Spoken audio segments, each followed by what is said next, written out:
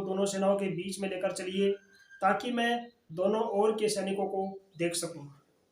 तो जैसे ही भगवान कृष्ण जो है रथ को दोनों सेनाओं के बीच में लेकर चले, तो वहां पर अर्जुन देखते हैं कि दूसरी तरफ जो है उसके बाबा, ताऊ, चाचा, भाई, मामा सभी युद्ध में लड़ने के लिए खड़े हैं। तो अर्जुन जो है उन सबको देख करके उसके मन में मोह आ जाता है और वो भगवान कृष्ण से कहता है कि मैं इनसे युद्ध नहीं करूंगा। तो मैं इनसे युद्ध नहीं करूंगा, तो वो पीछे रथ के पीछे भाग में जाकर के बैठ जाता है। तो श्री कृष्ण जी कहते हैं कि हे अर्जुन, क्योंकि गीता में लिखा हुआ है कि हे अर्जुन, अनार्य को सेवन करने योग्य अपयस कारक मोह इस समय तुम्हारे मन में कहां से आया? तुम कायर मत बनो, शोभा नहीं देता। हृदय की दुर्बलता को त्याग कर युद्ध के निमित्त खड़े हो जाओ। अर्जुन ने हाथ जोड़कर भगवान कृष्ण से विनती करी कि हे मधुसूदन, रण में पूज्य भीष्म द्रोणाचार्य के ऊपर मैं बाण प्रहार कैसे करूंगा? गुरुजनों को मारकर इनके रक्त से सने भोगों को कैसे भोगूंगा? हम नहीं जानते कि संग्राम में हम में से कौन जीतेगा। यदि हम जान भी लें तो जिनको मार करके हम जीवित रहना नहीं चाहते, वही धृतराष्ट्र के पुत्र हमारे सामने प्रस्तुत हैं। अर्जुन कहते हैं कि हे कृष्ण भगवान, आप मुझे समझाइए, मैं आपका शिष्य हूँ।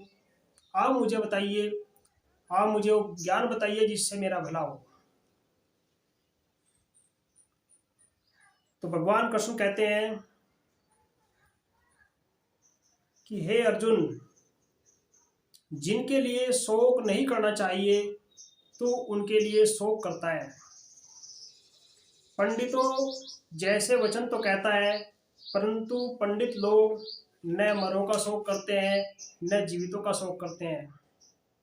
यह बात असंभव है कि पहले मैं न था, तुम न थे और ये राजा भी न थे और इसके बाद भी नहीं रहेंगे।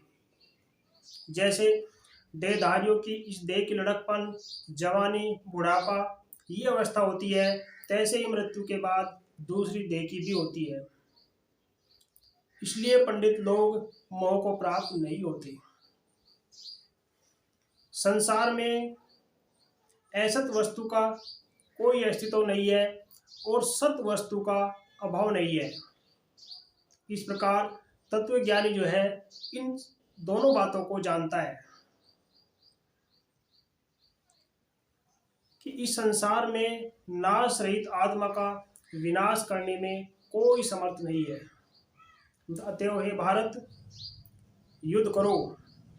जो पुरुष इस आत्मा को मरने वाला तथा मरने वाले मानते हैं, वे दोनों ही ज्ञानी नहीं है, क्योंकि यह आत्मा न मरती है न मारती है।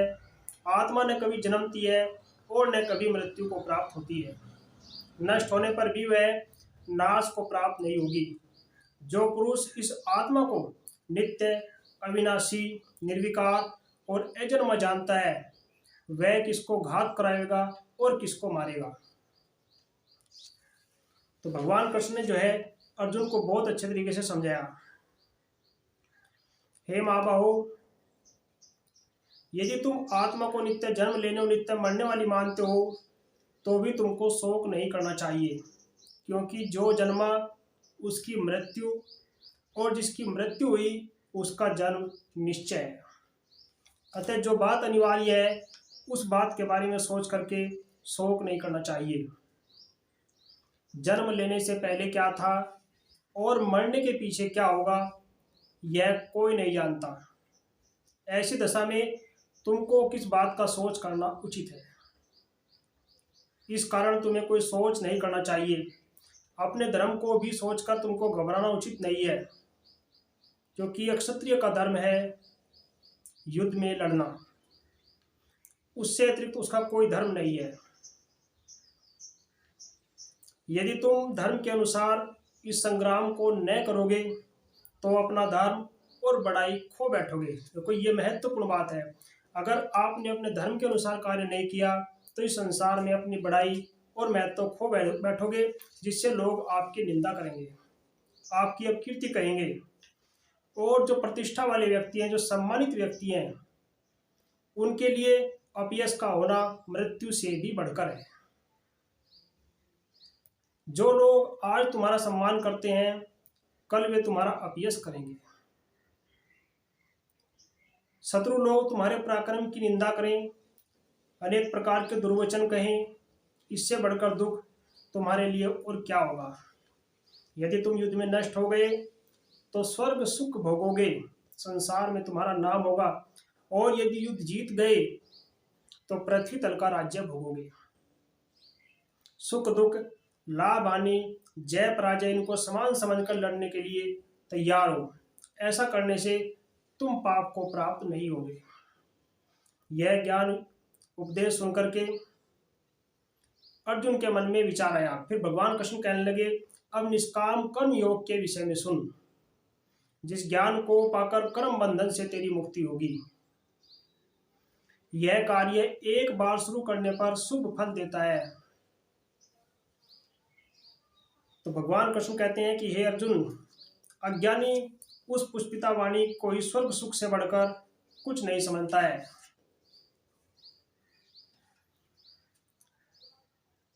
उनको कामनाओं से चित्त व्याकुल होने के कारण निश्चयात्मक बुद्धि मोक्ष साधन को नहीं उत्पन्न होती। कारण कि संसार में ऐसे लोगों का मोह जो है वो भोग आदि में सदैव निमग्न रहता है। जिन मनुष्यों को चित्त इस प्रकार मोहलिप्त है और जिनकी आसक्ति भोग विलास ऐश्वर्य में है, ऐसे पुरुषों के अंतःकरण में निश्चयात्मक बुद्धि नहीं हो सकती। हे अर्जुन, अनेक जलाशयों में मनुष्य का कार्य सिद्ध नहीं होता। बड़े जलाशयों से वे सब प्रयोजन अनायास ही सिद्ध हो जाते हैं। इसलिए तुमको केवल कर्म करना चाहिए, फल तुम्हारे अधिकार में नहीं है।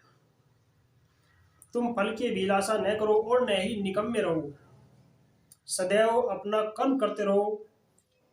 फल की आशा त्याग कर कार्य की सफलता को समान मानकर तुम योगस्थ होकर कर्म करो। यही कर्म ज्ञान योग है। देखो, इससे हमें यही महत्वपूर्ण संदेश मिलता है कि हमें किसी भी चीज की अभिलाषा छोड़ करके सदैव अपना कर्म करते रहना चाहिए और संसार में बुराइयों के प्रति सदैव लड़ते रहना चाहिए। आगे लिखा हुआ है